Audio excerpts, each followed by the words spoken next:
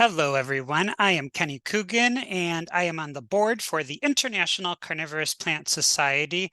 I serve as the Education Director and the Public Relations Chairperson. And I'm really excited today because we are going to be getting a behind-the-scenes greenhouse tour of Green Jaws, which is located in Germany, and it's run by Matze. So we are excited to have him, but first I wanted to tell you about the ICPS. Our website is carnivorousplants.org, and we are a group of international growers and scientists who love carnivorous plants. If you go to our website or social media, you will see that we have 5 animated videos to get you started in growing and cultivating carnivorous plants. They are perfect for school-age children as well as adults.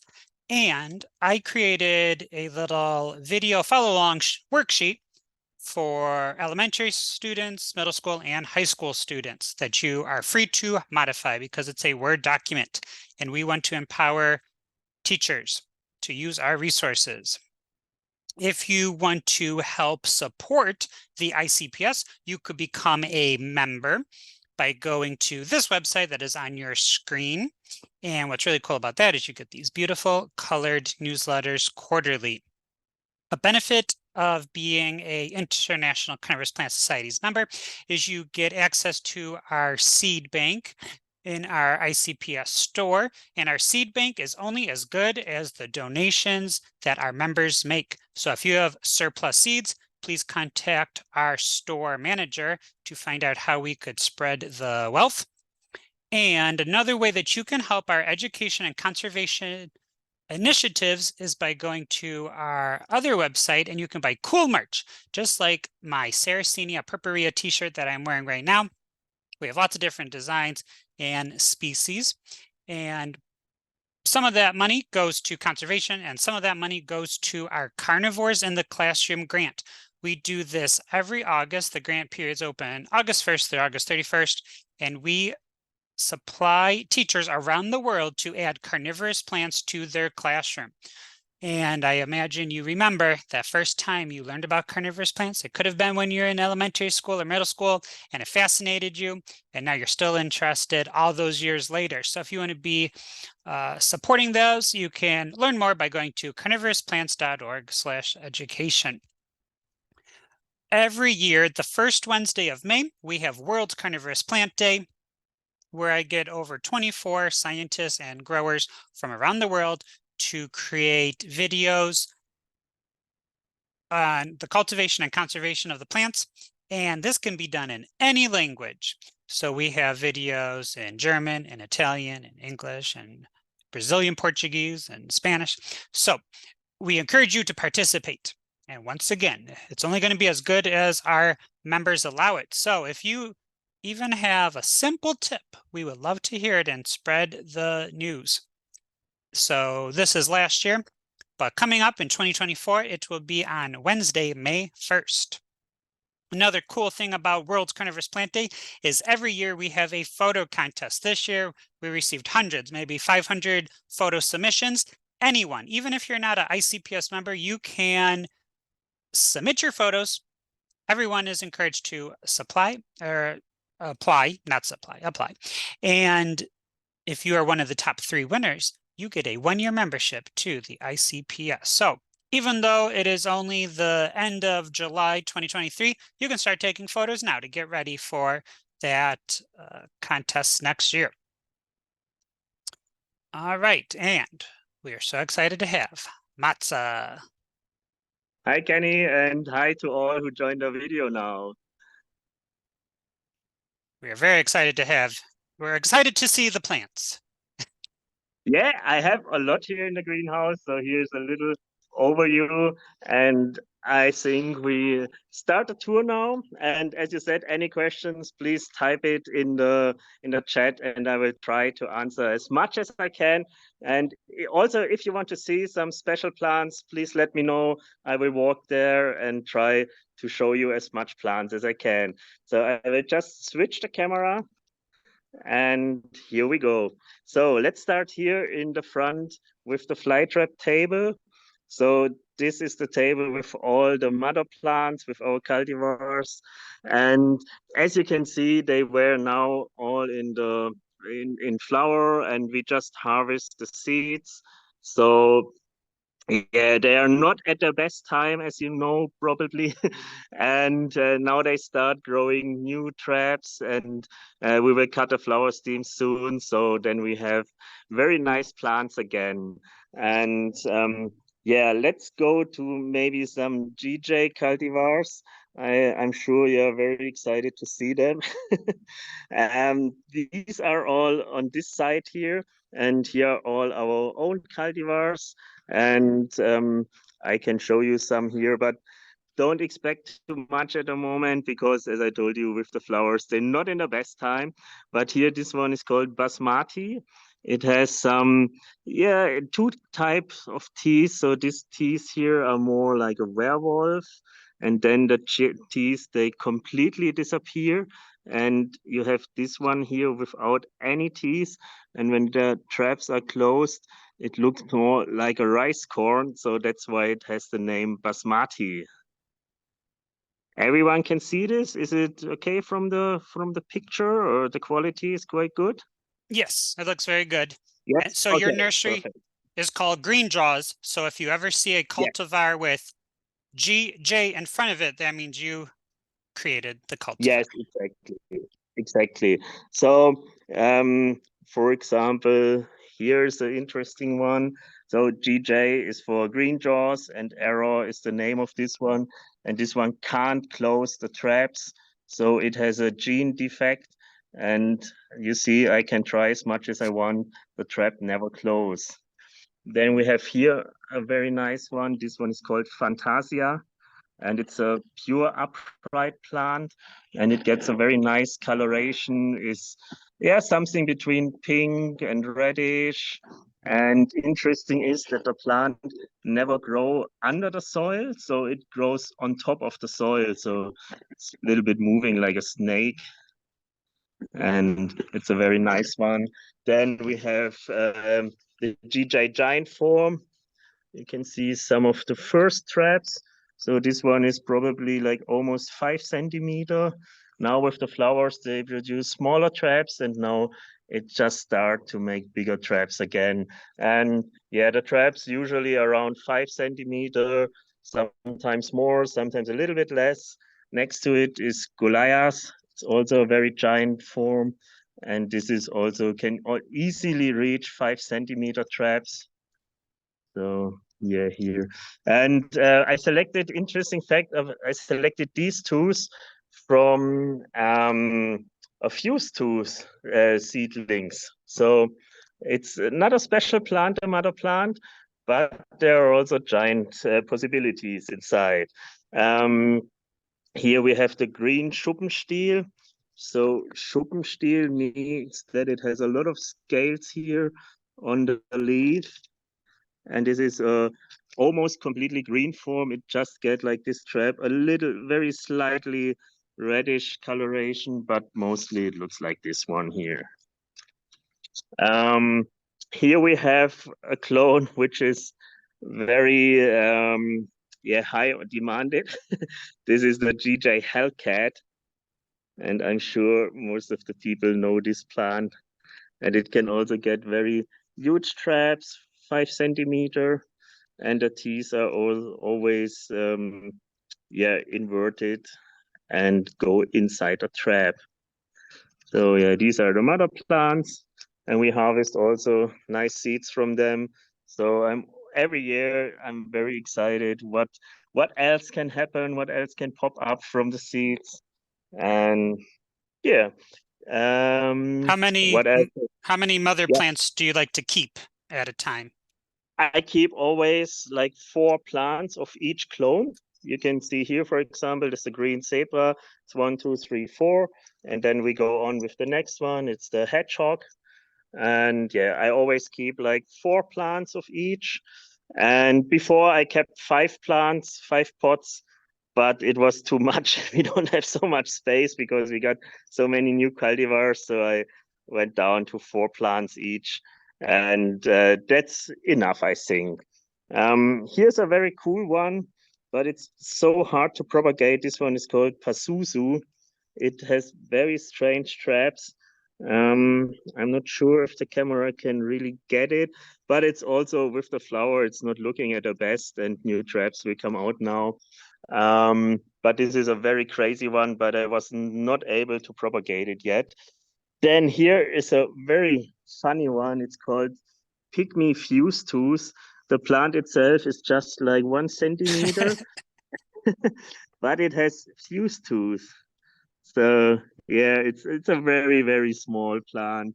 Here, this one is called Quasimodo because it's so ugly. And it's named after the guy who lives in Notre Dame, the big church in Paris. Here a little bit left, we have Shere Khan. This looks like a tiger claw. And that's why it has the name. So Shere Khan is the name of the tiger in the Jungle Book. Maybe you remember that one when you were a child. So we have a red Pluto here. It's also a very nice plant.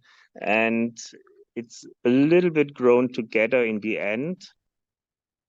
So here is a little bit like a cup trap, but only half of the trap is grown together. And this one is a red Pluto. Then here's a very cool one. This one is called Titanium. It's a giant form, which also produce a lot of traps, big traps, has very robust teeth, get a very nice coloration. This is Titanium. Then it has like a brother plant, which is called Titan. It's from the same seed batch. And this one gets also very big traps here. Here's the Supernova. This one is a pom-pom form. So it makes these pom-poms here, but it also produce normal traps. So this one is the same plant, also Supernova, and they have 2 types of traps. So it always depends about the year. Sometimes they have the normal traps, sometimes they have the pom-pom forms. And yeah, it's a very strange plant. Here, this one is umgekrempelt. Umgekrempelt means reversed because the traps are completely reversed, as you can see here. And this was my very first selection of fly traps in 2007. And with this plant, everything started. Then I become very interested in all the fly traps, different clones. And this was my first cultivar. It's called umgekrempelt. Very hard to pronounce if you can't speak German. Um, but the traps are very strange, yeah. And Matze, so you grew that from seed and then you waited a few years to see the mature? Yes, exactly. I can show you the seedling area later because it's in a different part of the greenhouse. And there you can see a little bit more. Or here, all these plants with all the big flower stalks. So the next 2 square meters here is like pre-selected plants. So these are all plants that I selected from seeds, and I make a first pre-selection. So to see if there's any interesting mutation, if it's a stable one, if it produces these kind of traps all the year. So here's, for example, an interesting one. So all these plants, they don't have a name. It's just a pre-selection from the seeds, from the seedlings. Or here's one which goes into the direction of Jaw Smiley. And we have here something, it's similar to Moontrap. And there's one which is called Yellow Beast. I just selected this one last year from these 2 square meters here because this produce very cool traps, very giant traps, and with some specialties. It's most of the time it's more yellowish, like here this plant, but it can get some slightly red coloration inside, and it also has very interesting leaves, very long leaves, and yeah, they look a little bit different than other leaves. And yeah, very cool traps, by the way. Oh, look Matze. at this one, for example. It's completely round. It's like a mix of funnel trap and cup trap. Wow. This was always a dream of me to get one like this. Yeah. Matze, you got a Yes, couple of Kenny. questions. Yes, please start with it. Okay. Do you put all of your Venus flytraps into hibernation? Yeah, you mean like the winter mode or? Yeah. Yeah, so here in the greenhouse during the summertime, at the moment now it can goes up to 50 degree. I don't know about Fahrenheit, so it's degrees Celsius. Yeah. And during winter time, we just keep it frost free here. So means we have like 2-3 degree here in winter as minimum temperature. All right. Alexi would like to know, because you mentioned you got a mutation from like a dente, I believe. Alexi says, Mhm. do you find using a cultivar as a parent is more likely to produce a mutated plant or just randomly make seeds and select, or do you just randomly make seeds and select the interesting ones? Yeah, that's a good question. So, well, I do different ways. So I try to cross some selections. So when I think, oh, this is an interesting plant and this is an interesting plant, and I try to cross them to get something special out. I'm also working on red variants of the very common fly traps, for example, like a funnel trap. I try to create a red funnel trap. So I do a lot of crossings with red clones and the normal cultivars, but it's very hard to get a red coloration on the special type of trap. And so I do some special crossbreeding where I select plants and cross them. And I do also random selection. So I always put some plants by side that I do like hand pollination to try the crossbreeding. And then here on the main table, I leave the plants, and we have a lot of Bumble Bees inside here, and they do the cross pollination between the cultivars. And it's always, if you have many different forms of the fly traps, and then you cross them, it's how to say, it's the option that you get many more interesting plants is very high. And if you go to the International Carnivorous Plant Society's YouTube channel, we have 2 hours worth of Venus flytrap breeding techniques from everyone around the world, including Matze.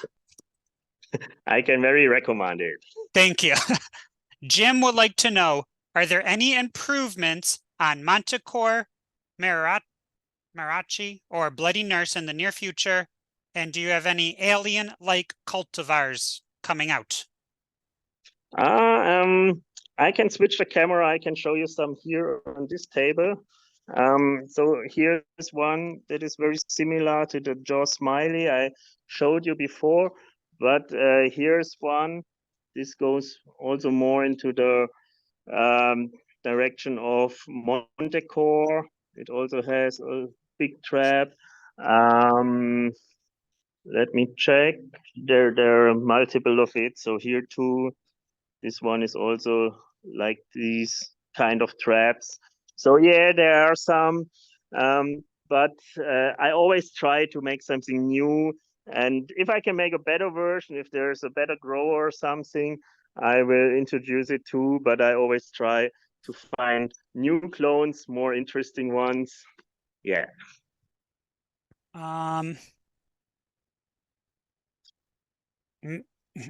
Okay, so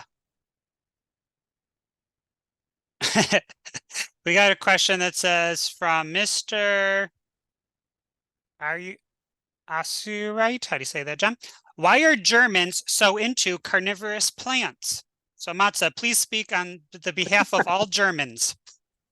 So why not? I think it's one of the most interesting plant group, and I think it's also a little bit about history, because the German naturalists are going out to the world since decades and explore the world For centuries. and for centuries, yeah. Explore the world, found many new plants, make the description of it. So I think it's maybe, let's say It's in your part blood. of our genes. Yeah. It's in our blood, yeah. To explore the world, find new plants, grow plants, and So, and carnivorous plants makes a lot of fun, and it's a very interesting plant group. And I think for most of the people, you start with carnivorous plants when you were a kid and have a Venus flytrap, and it's super fascinated. And yeah, some they grow up and still keep the hobby. I do, or Yadu says, why do we like to name weird Venus flytraps after North Korean dictators? Do you, That's a question I cannot answer do you know because who? I didn't. Yeah, I know. Yeah, I know it's a selection from Kamil Pasek from Best Carnivorous Plants, and he Okay. selected the very weird traps and very cool ones, by the way. And yeah, the name, I don't know why he selected this name. I have no idea. But I will definitely ask him when I will see him the next time. That would be fun to find out. Yeah.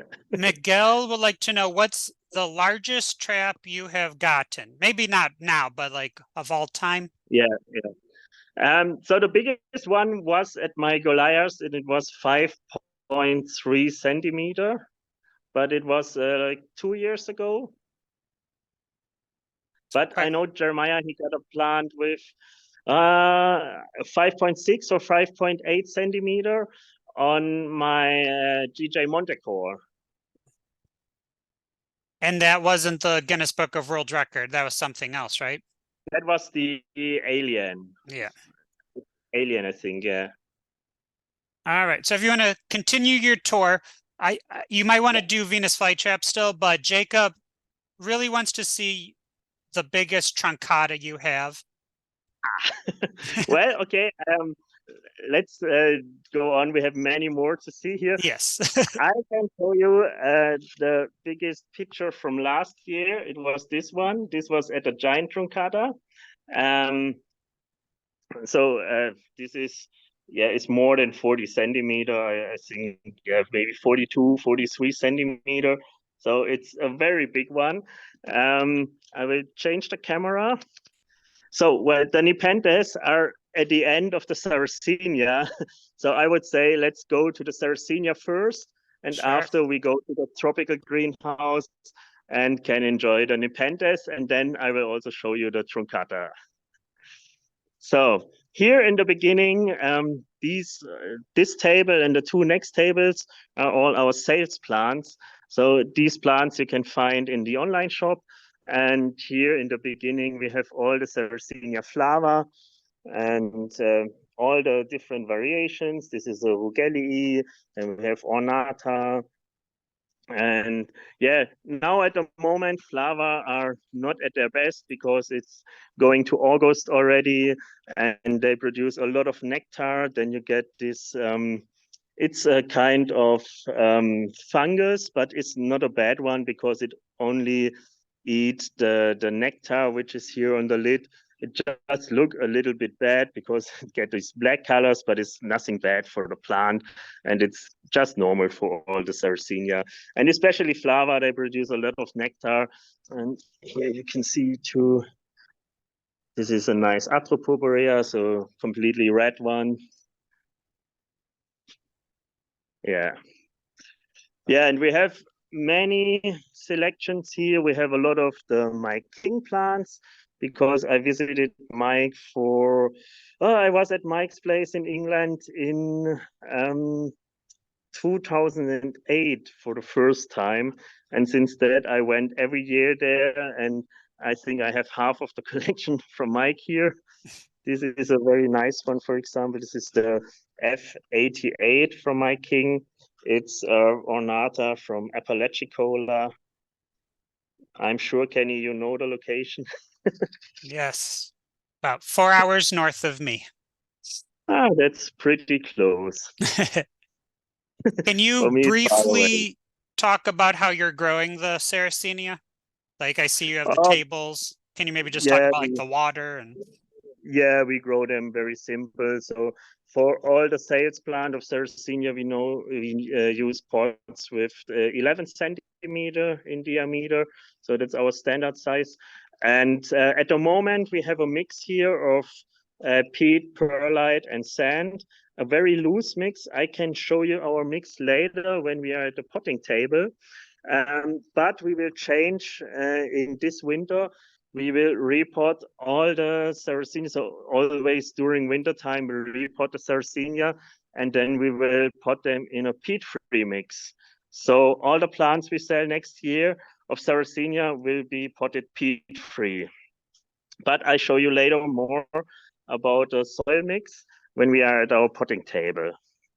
And I think, I do a lot of experiments with Sarracenia and peat-free mixes. And I think my oldest plants are now for 7 years in a peat-free mix. And they are always one of the tallest here inside the greenhouse. So it works pretty well. And I try different mixes, but I have a very good mix now. And in this winter, we will repot all the Sarracenia into peat-free mixes. Are you using some coconut, or are you keeping the substrate a secret? No, it's not a secret. I announced it on my YouTube channel already for in many videos, so it's not a secret. And I'm very happy to share it that many other people can try to grow their plants also peat-free, and it's very important for the environment. So I always share all the information. So I told you at the moment we have a mix of peat and perlite, which is almost 50-50%, and then it's a little bit of sand inside.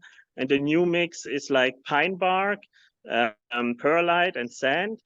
And this works pretty well, but there's one thing, it doesn't soak the water to the top. So you always have to keep in a very high water level. So I tried it with different things. You can use, for example, cocoa fiber, which works pretty well.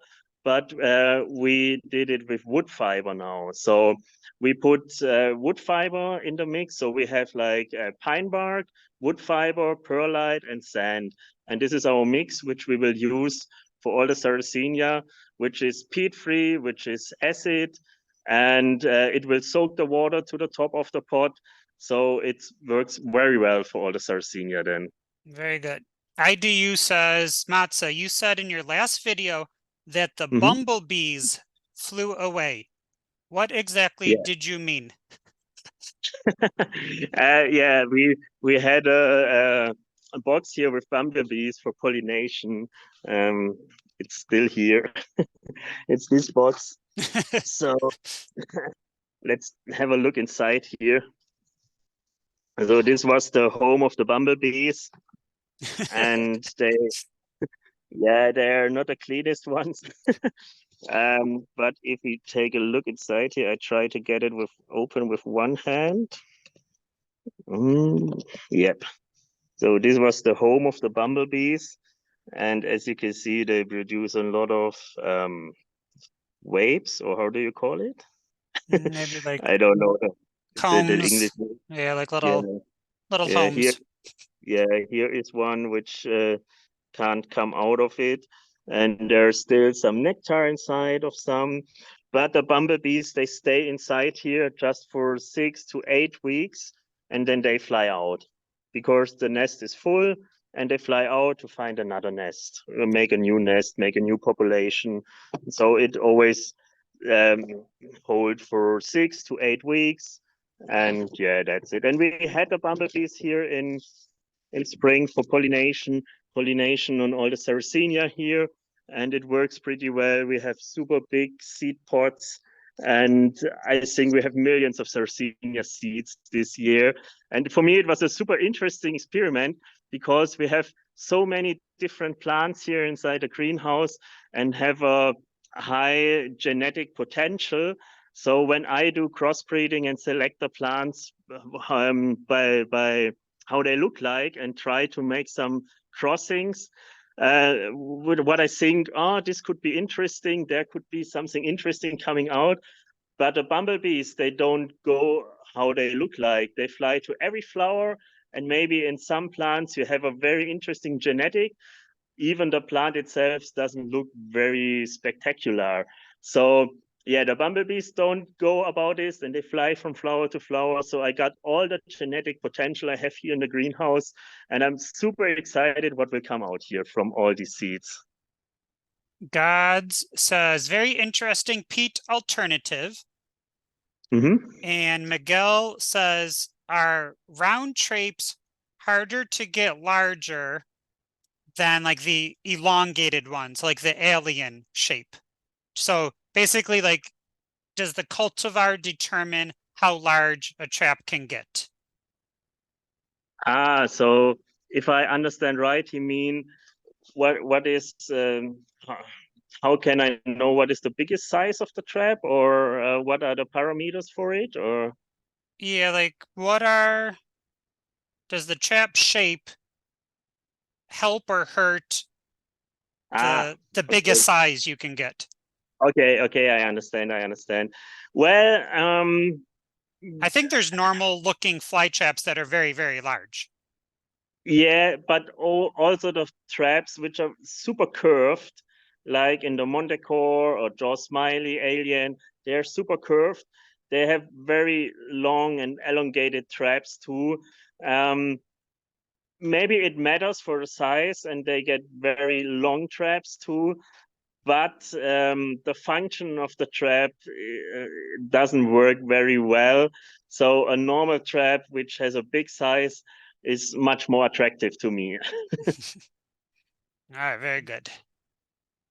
All right, that's it for questions Okay, currently. okay. So we will go on with the tour. So here's our next table with all the Leucophila on it. And yeah, these are all the spring pictures. There's some very good ones at the moment, but the autumn pictures will start soon. Mostly they start in, yeah, middle of August with autumn pictures, and they will turn into very giant sizes. And yeah, here in this side, there's a bunch of the alba forms, which are completely white tops. Then we have some completely red variations here. These are forms from Splinter Hill. Well, I never visited the US, so I never been to any location of Sarracenia, but it's on my list, very on the top. And I hope to see them soon in nature because it must be amazing. I've seen so many pictures and video, especially from Splinter Hill, and I think this is the best location for Leucophila. Yes, come and visit. I will. I don't know when, but in the near future, I definitely will. Gods wants to confirm, are most of your Sarracenia crosses open pollinated, or do you do some selective pollination and put like little bags over them to keep track? Yeah, well, this year it's open pollinated by all the bumblebees. But the last years, I always do by hand pollination and selected nice clones to get out new nice clones. All right, Matze, we have to talk. They want to still talk about the Venus flytraps. Okay, no problem. What are the best parameters to get a giant trap size? How do you get them to show off their features? Like for Jaws Smiley showing its lips and not regular looking traps. Okay, I will go back to the fly traps then. And that's kind of, um, we can, he's asked, Jim is asking about Jaws Smiley, but that's like one of the big complaints for any Venus flytrap yeah, cultivar is either periods of the year or for an entire year, the cultivar doesn't look like what what it's known uh, for.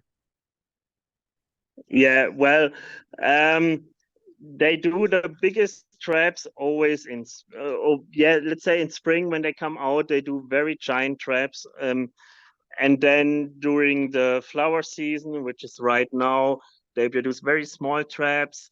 And after the flower season, they start again with big traps. So you can expect the biggest traps in the early spring which are the first traps, and after the flower season again. So I think this is a good example. This trap here was in spring, one of the first traps. Then it produced the flowers and it make only small traps. And now they start again with growing big traps. But the parameters which matters for getting giant traps, I think important is to have a giant clone. A typical form will never get like 5 centimeter. So a giant trap is necessary. The giant form is necessary to get big traps. Then I think the pot size matters. So I did over the last 20 years, I did I tried many different size of pots. Now this one is a 13 centimeter pot, and I think this is the best size for fly traps. I always try to keep only one plant per pot, but they do the propagation by itself and divide. So over the time, they got more and more into the pots. But for me, it looks always the best when you have just one plant in the pot. And yes. So the sun, we have a lot of sun here in the greenhouse, of course. Temperatures are a little bit too hot during the summer period. I told you we have sometimes over 50 degrees, so it's a little bit too hot, and we got also some damage by burning, like this one here. But it's okay, plants can resist it, and it's only for a few days a year.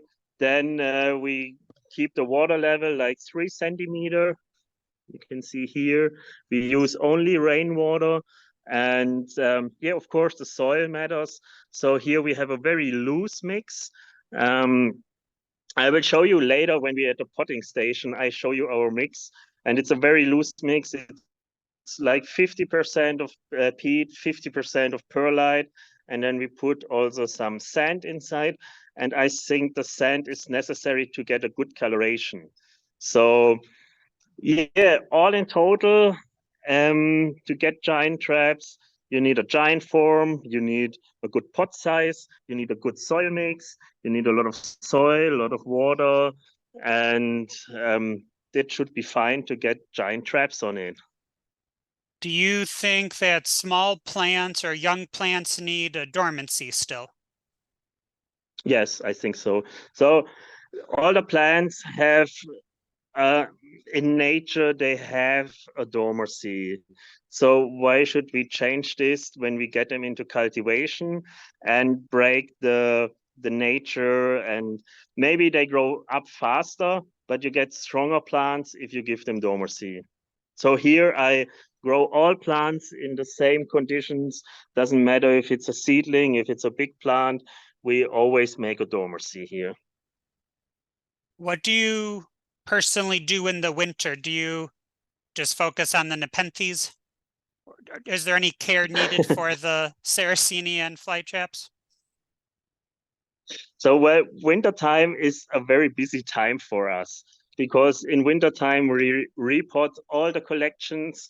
We have our propagation area, and this we repot and get our plants out that we can sell in the next season. So we start with repotting the Sarracenia flava in the beginning.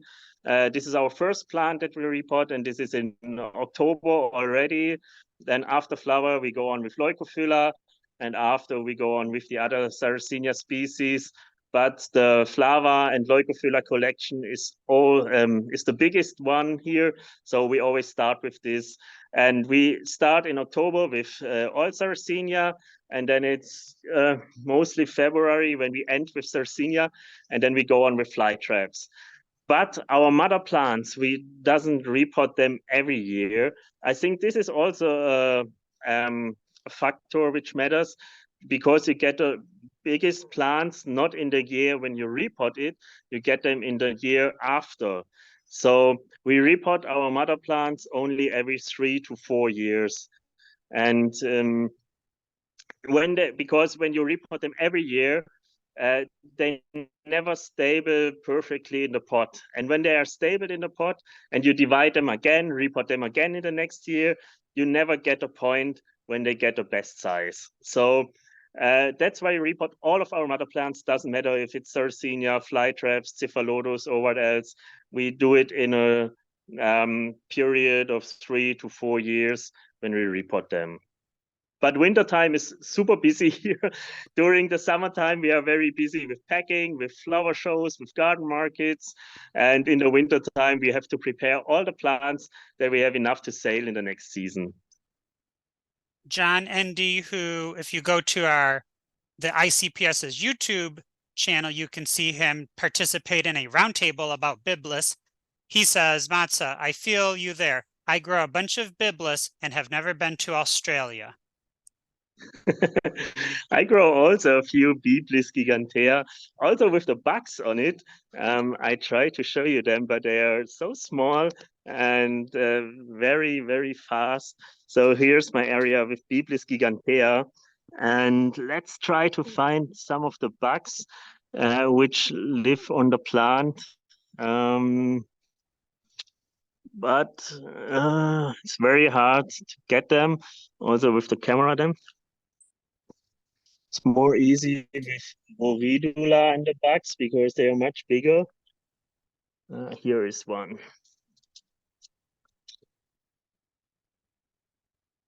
Oh, it's running away.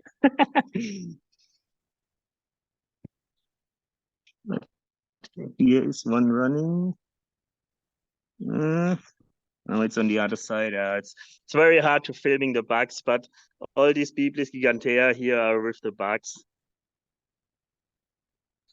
Jim would like to know if you fertilize the Venus flytraps.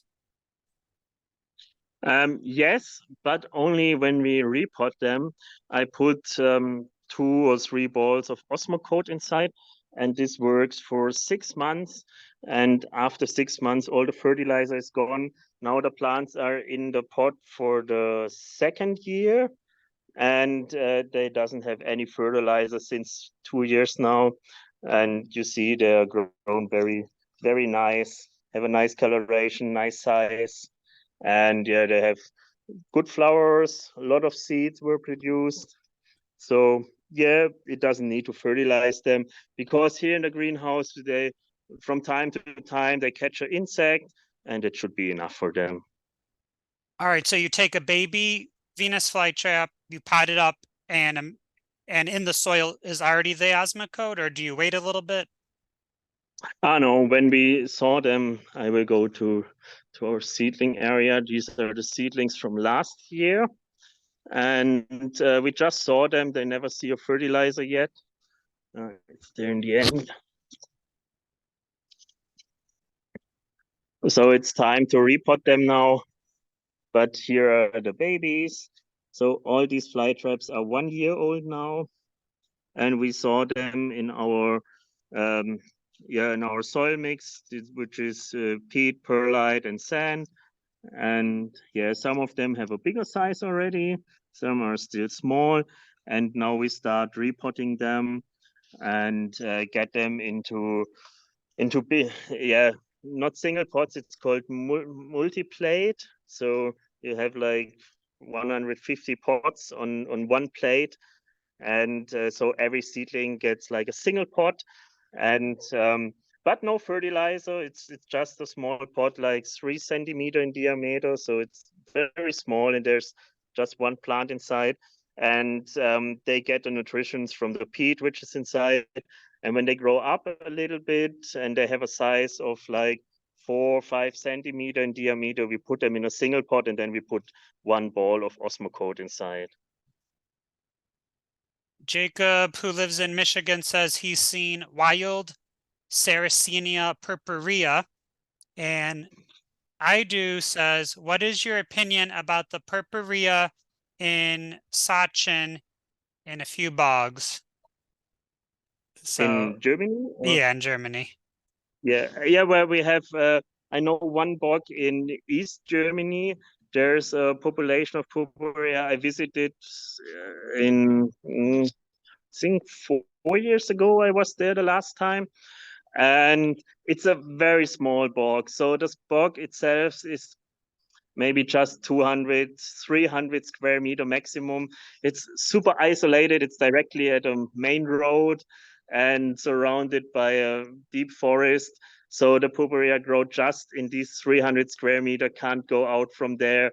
And it's there for like 60 years already. So there are big clumps with like 2-3 meters in diameter. So it's very nice to see the purpurea here in Germany in a wild population.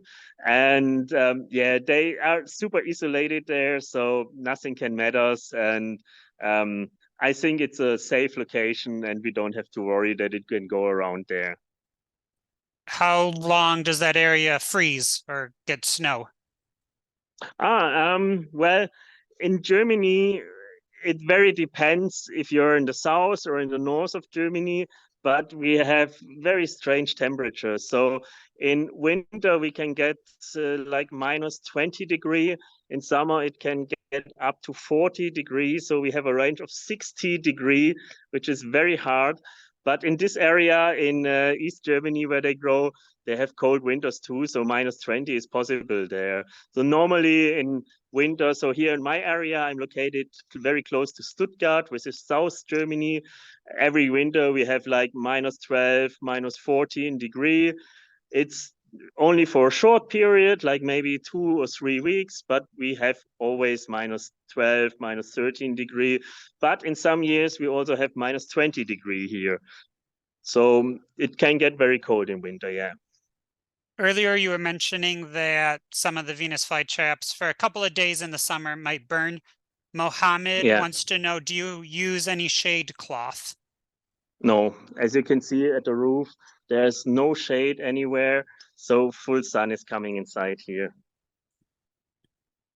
All right. And yeah, so do you give any plants supplemental lighting? Any grow lights? No, no, nothing. We use only natural light. I have only a few lights in the tropical greenhouse under the table because we have not enough space. So I give some artificial lights under the table that I have more space for grow some helianthera and Nepenthes. But normally I use only daylight. All I right. try to keep it as simple as much as I can. Yes. So Matze, do you think we could be done in like 20 minutes? I know Oh, okay. you have a lot of stuff to show us. And Jacob wants to Yes, know, can we see the truncata yes, highland yes. red leaves? Yes, I will show that now. So here we at the end of the Sarracenias. So we start over there at the top, and here are the tables with our mother plants. So here's the flower table, and the plants here are of course much bigger than our sale plants. Then we have here the table with all the Sarracenia leucophylla, and here is our tropical house. So this one is the old house. It has like 50 square meters and I built a new one here. And this is also like 50 square meters. And now we will go inside.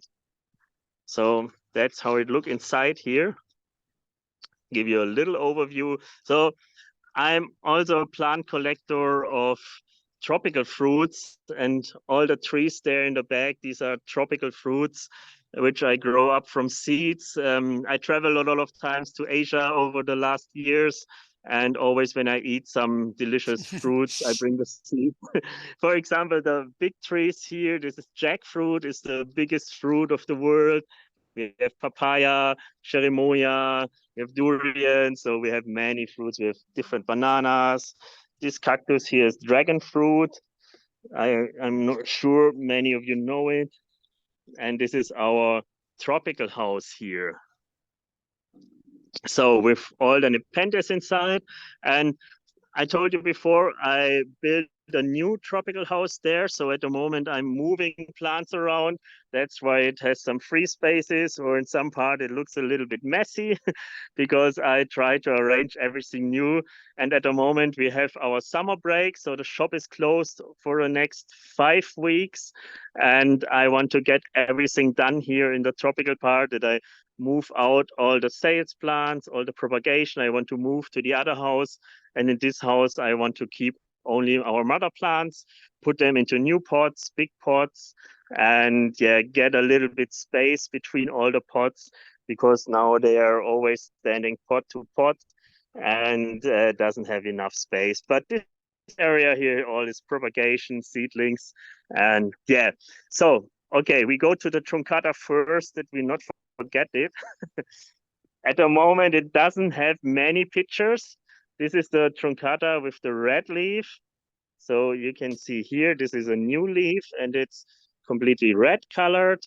The plant itself is maybe 1.50 meters tall.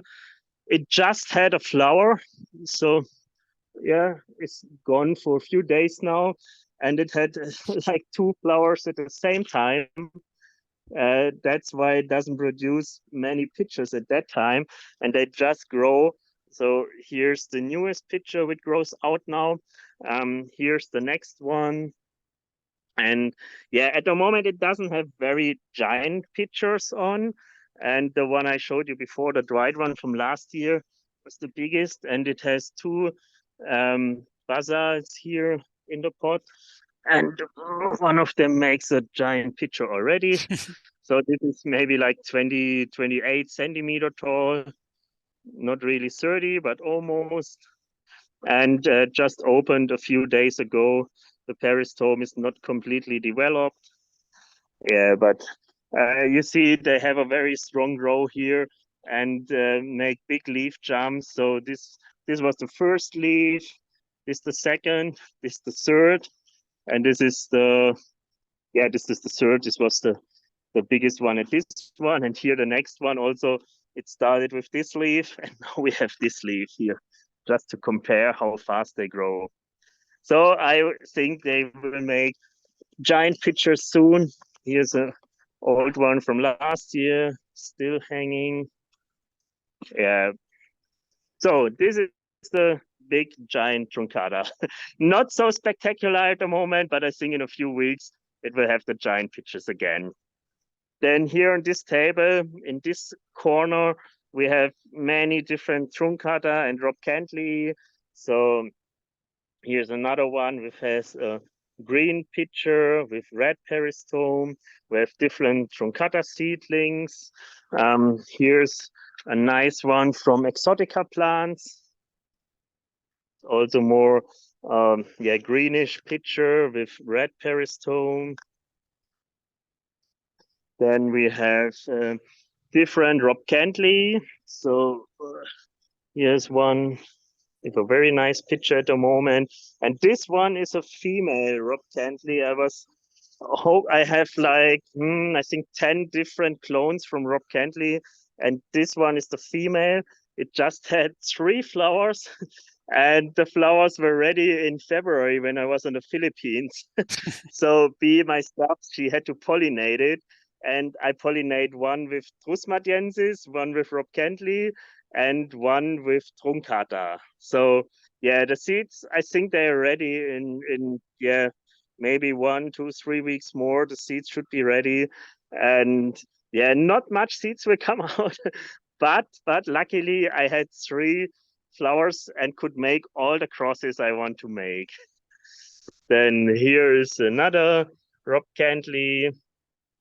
They also have the old one from last year, a little bit more spectacular, even if they're died already. Then here, this one is also an interesting plant. It's called Mitsuo. It's a hybrid from Japan, and it has these winged tendrils here. It's very rare in cultivation. It looks like a Rafflesiana, yeah. Yes, Kenny? Yeah, I was going to say, do you know the parents of that?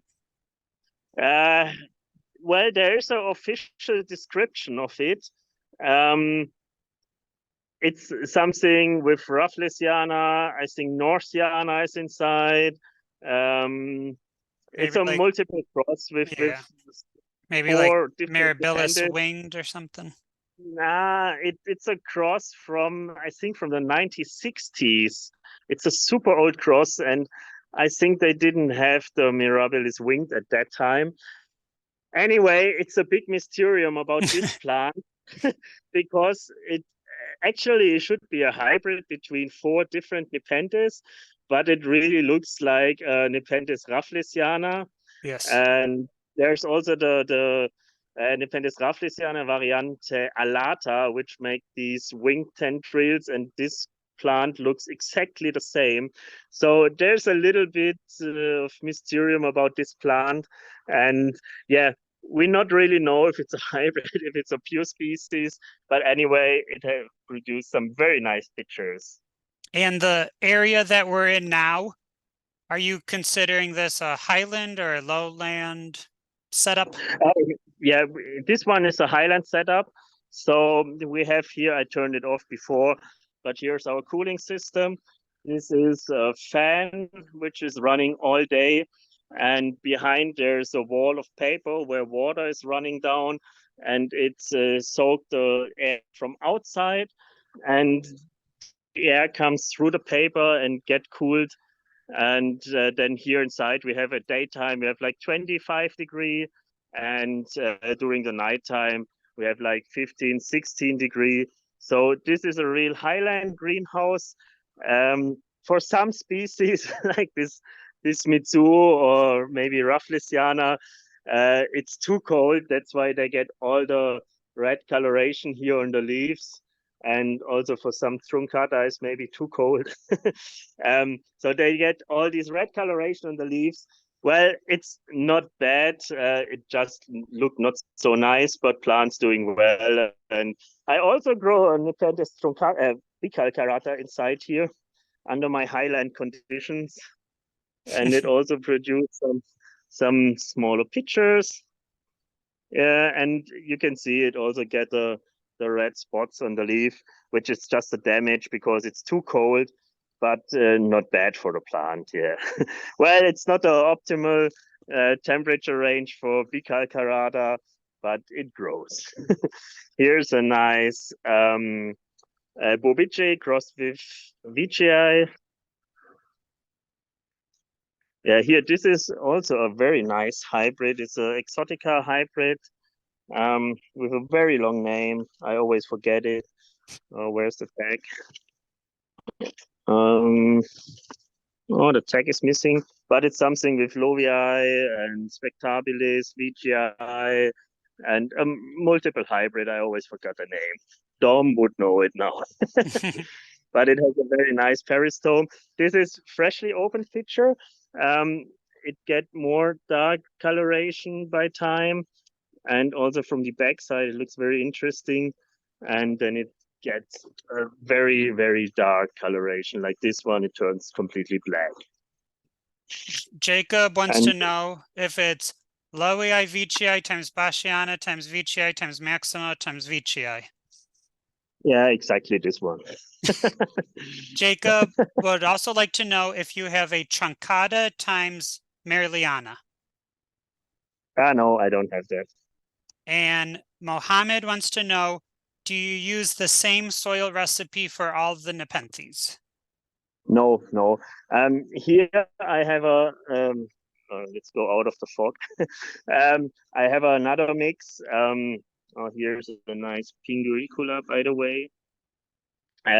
Here I have a mix of pine bark, a lot of perlite, as you can see, a little bit, just a little bit of peat and sand. But let's say like it's 50% pine bark, 50% perlite, and then a little bit of peat, a little bit of sand. And this is the soil mix which I use for all the Nepenthes here. I also made some experience with coconut chips, which work also very well. So all the plants in this area here, they are grown in coconut chips. Anything else or just coconut chips? Coconut chips and perlite. You can see it here. So it's a very, very loose mix. And I think that's the important thing for Nepenthes. So I traveled to so many destinations of Nepenthes in Asia. And yeah, I never found any Nepenthes which grows in peat. So they grow like an epiphytic plant on trees, or they grow in a very heavy soil, which is like clay. So yeah, I try to make a very loose mix that all the plants fit in. I know a lot of Thai growers only use the coconut chips and perlite too. Yeah, yeah, and this grows very well. Oh, we have a visitor. Yeah, this bee. She is from Thailand, by the way. Ah, sawadee krap. Yeah. Do Many you people are watching you. do you have any Edwardsiana or hybrids of it? Oh, I have Edwardsiana, but it's super small. Um, Let me think where it is. So this table here is full with all the Bornean species. We have here in this corner many different Nepenthes bobidjae. They are all grown by seed. They get some nice size at the moment. Then here's an Edwardsiana, but it's super small. So Edwardsiana doesn't have big plants. Here we have a Lovii. Then we have big plants of Drusmatiensis. So this is, by the way, the original clone from Johannes Marabini, who discovered this plant on Mount Trusmati in 1989. And this is the original plant he brought at that time. And he brought two clones. This is the clone 89. And then we have the clone is over there, which is the 91 clone. 2 years later, he brought this clone. It's a little bit different.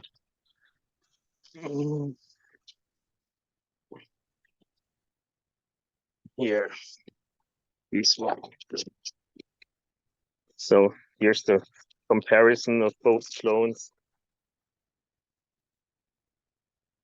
And these are the original clones from Johannes Marabini, who discovered the plants and brought it. And this is the phenotype. Do you seed the sphagnum moss on the pots, or do you let it just do whatever it wants? I put it in there when I repot the plants. I put the sphagnum moss on top to keep a better moisture on it. And yeah, it looks nice too. And here's, by the way, here's the Edwardsiana hybrid. This is Edwardsiana crossed with Bubidjae. Jim would like to know what growing conditions do you keep the Edwardsiana? But I'm assuming it's similar to everything in this It's greenhouse. similar. Yeah, it's here in this house. So daytime is like 25, 26 degree, and nighttime is 15, 16 degree. And by the way, I also keep some Nephila spiders inside here compared to the big female. And one is hanging here, one is hanging over there. And this is the spider which makes the biggest net in the world, and it can reach 3 meters in diameter. So it's a very giant net, of course. Can you talk, Yeah. Matze, can you talk a Yes. little bit about the water schedule for the Edwardsiana or all of the Nepenthes in this greenhouse? Well, all the plants in the greenhouse grow at the same conditions. You see there in the back, there's fog coming up. So I have a fogger here, and this is running like all daytime. So it produces a lot of fog. Wind is blowing here normally, but I turn it off for the video now. Otherwise, it would be too loud. And water, I do watering by hand inside here, like 2 to 3 times a week. But in summer, I close the table that the water can stand on the table to keep it more wet, because the cooling system is running all day, all night, and then the wind blows and the moss would dry out so quick. So that's why I keep a little bit of water on the table during the summertime. I do you wants to know what's your favorite toilet, which I'm hoping they're asking what's your favorite pitcher I plant know at. what I mean. Yeah. Well, It's of course here Nepenthes jamban. Oh, nice. Looks just like a toilet. Yeah. So this one is jamban. Then we have Aristolochoides here. They're getting into flower at the moment. So I have two plants with flower right now, but it's in the other house. And it's one female, one male plant. So I was able to pollinate them. So I will get pure Aristolochoides seeds soon. Then here is Nepenthes flava hanging on the toilet pitcher. Then we have tenuis here. Yeah, but my favorite one is of course jamban. Yeah, I will go to the other house that you see. This one too. It looks a little bit different. Let's close this one. And here's our new house. It's not completely ready. It's a little bit under construction, but this is the house where we will grow all the sales plants and have the propagation inside. So here in this corner, for example, it's full with Nepenthes brixiana, which is the hybrid between ventricosa and lowi, which was also produced, by the way, by Johannes Marabini, the guy who discovered Drus madiensis. And this was his hybrid he did like 25 years ago. And yeah, here are some plants which look very great at the moment. This is a hybrid of Mirabilis globosa crossed with Ampullaria black miracle. Rebecca I Super have is here. those. Ah, cool. Drew from Carnivorous, who's a very good supporter of the Yes, International Carnivorous Plant Society, that best regards to Drew. yeah, so that Ventricosa lowii hybrid you were just talking about, he was saying whoever made that did a great job because Yeah, it's really two highland species, but it's such a the hybrid is so tolerant of a wide range of conditions, but yeah, also it looks great. yeah, it is. We just did a video about this plant today, which will come on next Sunday on our YouTube channel. And Johannes Marabini did this hybrid first and named it Brixiana. And it's for me, it's the best grower on the windowsill. It produces pitchers constantly. It grows super fast, make big leaf jumps. Also, the pitchers grow up so fast. The upper pitchers are super spectacular. It's very hard pitchers, so they last for like half a year, sometimes more. And it's a very great hybrid, of course. And here in this corner, we also have some helianthora, but they are all fresh potted last week. So yeah, they need to stable first. And yeah, I think they will be nice plants for sale in a few weeks. If Then here's pe- another. if people are Yes, in Germany, I know you're closed for 5 weeks for the summer, but are you yes. open to the public usually, or do they have to go to a weekend sale? Yeah, we don't have a sale here in the greenhouse, so our greenhouse is not open for public. We are too busy, and we just rent a space here. It's sadly not my own, and my renter he don't want people come here, so it's a bit difficult to get people here. We're selling on the internet. And that's also the reason why we make a lot of flower shows and plant markets, that people come there directly, see our plants, see the quality, buy the plants, talk to me in person. And yeah, How many people work at Green Jaws for horticulture, plant related? at the moment, it's me and three girls, Yuki Misato from Japan, B, who was here before, she's from Thailand. These are here like every day, so they have a full-time job. And then I have Flo. He's my administrator from the website, and he do also all the videos. but he worked like in the home office. He lives far away, and he just come here every 2 to 3 weeks that we make new videos, and during the time between he produced them and prepared them for YouTube. And then I have Tim is also working here, but he's a student living in Austria, and he comes here from time to time to help us when we have a lot of work, like in springtime when we open the shop, or during winter for repotting. Yeah, so at the moment we are 3 full-time workers plus me, so like 4 full-time workers, and 2 more who work like home office or from time to time here. All right, Matze, can you show us around for like 10 more minutes? Yeah, sure.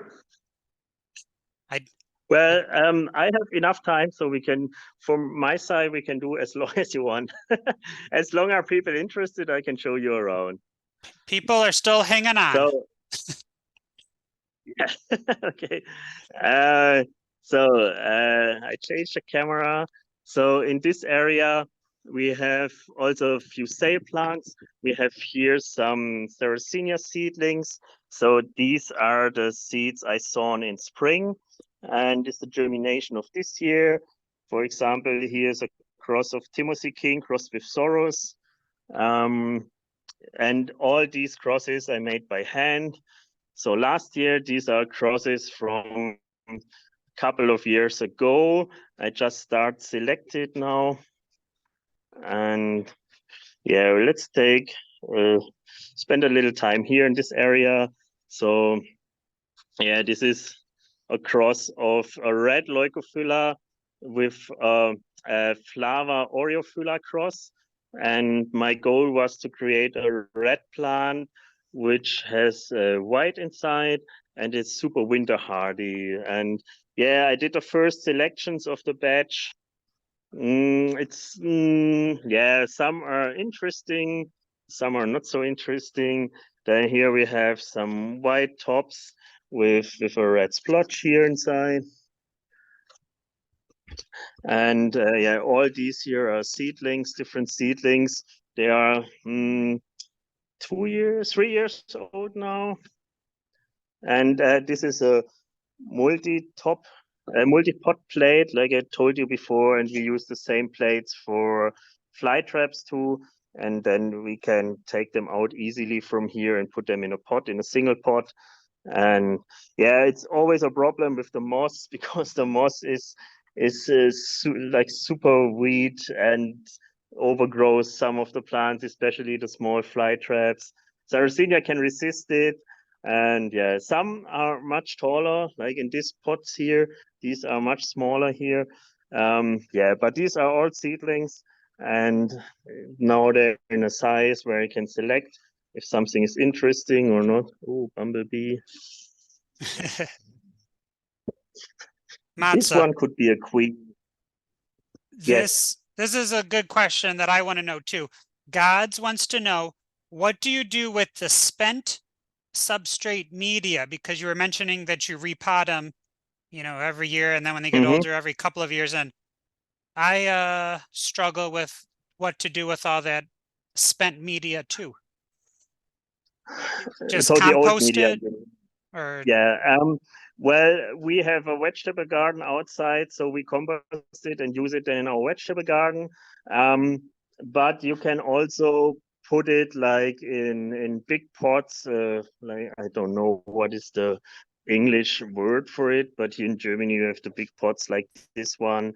You can put your old media inside, make it maybe half full, put it outside, let the rain coming inside. It will get out all the nutritions and everything. And then you recycled your old mix and you can use it half of the old mix and half of the new mix to get a good soil again. for the vegetables. Yeah, here, yes. No, for the plants again. So Okay. if you wash out all the nutritions, I mean, if you put the old the old soil inside here, put it out for a couple of weeks, and it will rain.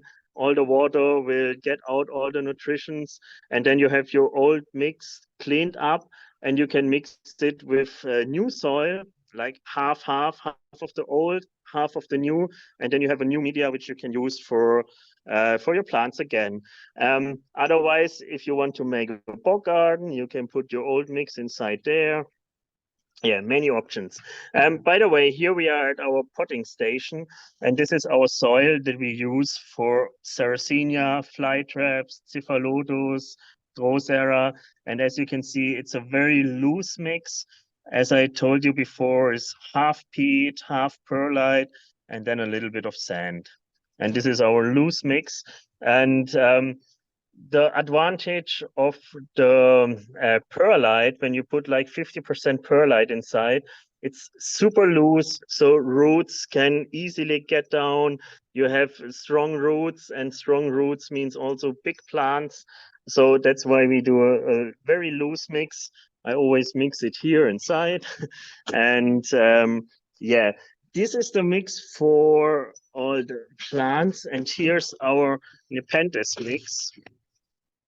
It's also a super loose mix, as you can see. So it's very fine pine bark, like 50%, 50% perlite. And we have a little bit of peat inside, a little bit of sand inside. And this is our usual mix for Nepenthes. Do you have to triple wash or wash the pine bark at all? No, I never do this. I don't And- have time for that. And do you know what type of sand? Like like yeah. quartz and quartz. Oh, what is English? It's like the sand that you use to make glass. Okay. And Wait, I show you the sand. Here is this kind of sand. okay. And when you melt this sand, you get glass out. Do you know what type of company people would buy that sand from? They're like selling it as glass sand. Well, I always go to the local supporter here, and they have it there. I just buy it there. It's nothing special. Here in Germany, you can get it everywhere. Also in the house supplier shop, you can buy it. But in the US or other countries, I don't know. Okay. And Jim would like to know, have you ever grown plants under light 24/7? And Under light for 24/7? No, yeah, never. he was Never. wondering what you think would happen, because I do know like some people like will grow Sarracenia or Venus flytraps like under like 24/7 for like the first 6 months or year. Yeah. I know there are also some German growers who do this, and you can get up the seedlings super quickly in just 1 year, sometimes 2 years, they get into flower. And yes, you can do that if you really want it to get quick, but we don't have, on one point, we doesn't have so much space here that we can grow so many big plants. On the other side, we have so many seeds, and we don't have space that we can sow under lights more. And then when they grow so fast, we have to put them here in the greenhouse, and we don't have space here. So we do everything by the natural way. And we have such a big collection. And here behind me, you can see all these plants here. They are seedlings. And we're super busy with the natural method, so we don't want to grow them faster. By the way, here's a super interesting seedling I selected just this week. It's super dark coloration, it's almost black, and then we have the white top. That's a very nice one. So yeah, it's from 2019, so it's 3 years already. I saw them in 2020. It's 3 years old. And I just found it on one of the multi-plates, and I just reported in this week. I think this is a very nice one. Yeah. Sandy Casey also agrees. They say beautiful. For that Great. plant, I noticed it has like 2 leaves. When they start browning up, how quick are you to cut them? And I know you're giving us a digital tour, so you might have trimmed them up more than you usually trim them up. You mean the old leaves, or? Yeah. Do you let them? We just cut them down in winter. Okay. Yeah, just one time a year, because we have, so well, our greenhouse in total is like 1,000 square meter, and the part with the Sarracenia is maybe 600 square meter. So it, for one person, it takes more than 1 week to cut all the tables down, and we do this just one time a year during winter period. And when we get out the plants for shipping, then we clean out all the plants. So when we ship plants, so let's go to the flytrap. So here we have a Carnivorous, and it has some brown leaves, and we cut this when we pack the plant, that you have just the living leaves, and it looks very nice then. Do you pull the plants a day before you pack them to dry them up a bit? No, we have so many orders, we don't have time and space for that. So we just pick them out and pack them immediately.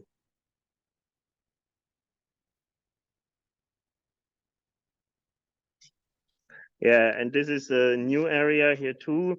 I got more space in spring and built 4 more new tables here in spring. Greenhouse, you can see there's a little bit more space there at the end, so I can develop more if I want. But at the moment, we are fine with the size. And here on this table, these are all the cuttings of the Sarracenia we did last winter. And the pots are like this. So we put in all the rhizome pieces, and then they will start grow out again. And these plants we will divide in this winter and make the new sales plants for next year then. How long has Green Jaws been in business? I started my business in 2012, so it's 11 years now. And how long have you been at this location? Since 2018, so 5 years now. I moved 2 times before, and I was in 2 other nurseries before. And now in 2018, I found this greenhouse here, rented this one. And yeah, since 2018, we are here inside.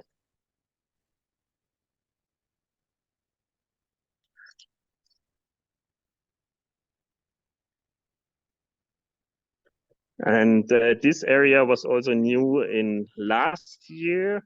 So yeah, we developed very quickly over the last years. And at the moment, it's like we have a place for repotting here, one here. Then we have 2 spaces for packing.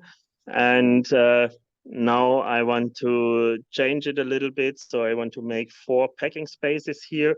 And down there in the new area, I want to create 4 potting spaces, because we need more place for packing, more place for repotting. Yeah. By the way, I can show you our packing system, which I saw, especially in the US, many people use a lot of plastic for packing. And here we try to avoid plastic as much as we can. And so we have these boxes here, which we can fold out, which is a little bit complicated with one hand, but anyway, I will try it. And this is our system for the Sarracenia. And we have, at the moment, we have 2 sizes, but I want to create another size too. So we have one with 40 centimeter, which is this one. And we have a longer version, which is 60 centimeter long, and for the bigger Sarracenia. And we can fold out everything. And now if we have a pot with 11 size, that's why we have all the big plants in 11 pots. We can fix it here. We have to put in the corner here.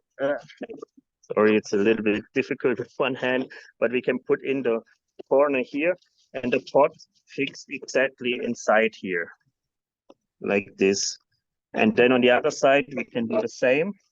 Here we can fold it in, and then the pot is stapled with 2 corners inside, and we close it, And then we have a nice solution for Sarracenia and all the bigger plants. And yeah, we have 40 centimeters, 60 centimeter, and this will fit in exactly in our boxes here, which is also 60 centimeter. Sorry, it's a bit difficult with one hand, but yeah, it will go exactly inside here. I can just show you like this, for example. And this is our packing solution for Sarracenia. The pot is super fixed inside here. Nothing can happen, even if you turn around it. The pot will always stay inside here. The picture itself is very good protected here. And all Sarracenia arrive super well. We don't use plastic. And yeah, it's a very great system for Sarracenia shipping. Yes, that's very cool. Did you design that box? Yes. And do you I, sell it to other yeah, people? no. The problem is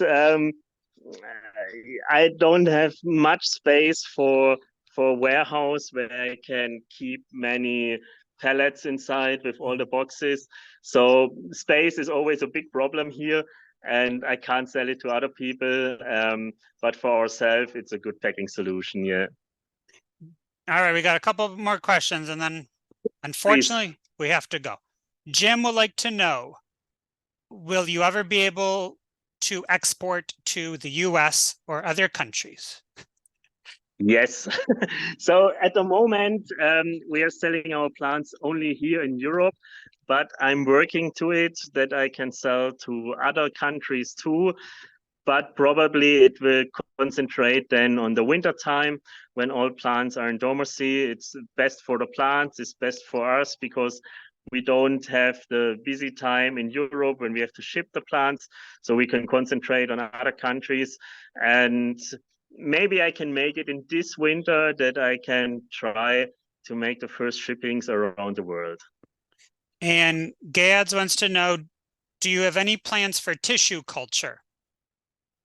Yes, but not for flytraps in Sarracenia, but for Nepenthes. And yeah, for Nepenthes, I have a lab already where we are preparing plants, and soon I will have much more Nepenthes than offer. Yeah. All right, and the last thing is at the Japan conference, the International Carnivorous Plant Society's Japan conference, we announced that in May of 2024, we will be having our conference in Austria. Yes. Can you just give us like a 1-minute promotion? And then in the next month or two, we will be releasing with the German-speaking Carnivorous Plant Society, the registration and more details, but can you just give us like a little teaser? Yeah, of course I will. Well, the GFP is our German society, and it's not only Germany, it's also Austria and Switzerland, so all the German-speaking countries. And next year, the GFP, we have our 40 years anniversary. So this is a big event to celebrate. And we are very lucky that we can celebrate it together with the ICPS and make the ICPS conference next year in Vienna. It will be in a castle, in a park of a castle, and especially Germany and the area around, the countries around are well known for castles and palace.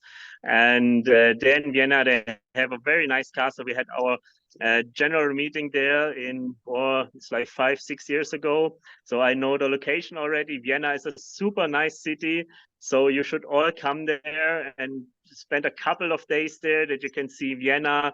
I think you can spend like 2 days in Vienna easily. And then on the event, we will have a big plant show, plant sale, of course. We will have different lectures of different topics. We will have a great evening event. So I think it's on Friday. We will join the uncle of Manuel because he keeps he's growing wine, and there we get a very cool tour about wine, and after we can enjoy delicious food there, traditional food from Austria, Germany, drinking some very good wine. And on Saturday, we will have a great evening event. It's everything under planning now, so we don't have too much details at the moment, but it will be a big show there, a big event on Saturday evening. And yeah, it's a nice location, so everyone should come there. And I'm sure there are many, many plant sellers, and you can get many cool plants there. Just one at the last, I think in Germany or here in Europe, you can get almost every carnivorous plant in the world. So I think we have the best offer of carnivorous plants here in Middle Europe. And on the event in Vienna next year in May, I'm sure you can get all your plants you want. Excellent. Thank you so much. And Yeah, and one point more, I'm thinking about to make a video about like a teaser about the show in Vienna. So maybe in the near future, I will bring a video out on my YouTube channel about the ICPS conference in Vienna with all the program points we have, with all the shows and what will happen there. So stay tuned about this. yes. And Matze, do you remember the dates? It's 24 of May to Yeah. 26, I think, Friday to Sunday, yeah. Yeah. And then there will be also some field trips probably. I don't know which locations are around Vienna, but they have some sundews, pinguicula, utricularia probably. And I think we will do field trips on Monday or Tuesday. And so in total, you should plan a week for Vienna that you can enjoy the city, enjoy the show, enjoy the field trips. So 1 week should be fine for Vienna. Very good. So we had our Japan conference in May of 2023, and now we're going to have our conference in Vienna, Austria in May of 2024. And then we're going to go back to our regular occurring schedule of every other year. So there will not be a conference in 2025, but then we'll go back and we're going to be in North America, which means Canada, US, or Mexico in 2026. But we have not determined that location yet. So if you're on the fence, you should go to Vienna because then you have 2 years to save up for 2026. Yeah. All right. Well, thank you so much for the wonderful tour. And thank you. We had about 30 people attend this live, and we're going to post it so even more people can learn from your experience and your expertise. And if you look in the comments, you have lots of thank yous coming in. And thank you. Yeah, it was so great to see you again. And it was great if you go to a conference, the best part is networking and just socializing with these people you have seen on YouTube, because then you get to have a drink, have dinner with them, talk, shop, talk about your favorite hobby. And it's great. That's cool. I would also say thank you everyone for participating in this video. It was a lot of fun for me showing you around. Thank you for all the interesting questions. And I hope many people more will see it on YouTube. And I can support your last words, Kenny. I always try to get all the people to the events, to meet the people in person, talk to each other. We have the same hobby. It's so much fun to talk about the plants, many other things too, have a beer together, enjoy great food, and make new friendships. And also, if you're looking for special plants, sometimes you cannot find them on the internet, but on shows or when you make new friends, you can make some trades and get the plants you want. So it's so much more in this hobby than on the internet. And it's always super nice to go on meetings and meet people from all over the world. And I think Vienna next year will be the best place for it. It's not a surprise that gardeners, educators, and scientists are fascinated by these unique plants. The International Carnivorous Plant Society, or ICPS, not only love these plants, but welcomes growers just getting started all the way through professional scientists. The ICPS even started an annual World Carnivorous Plant Day to celebrate them. The free online event is held the first Wednesday of May. Take a look around our website and you'll find historic documents about carnivorous plants, growing guides, free educational resources, and more. Have questions? Ask. We don't bite. but our plants do.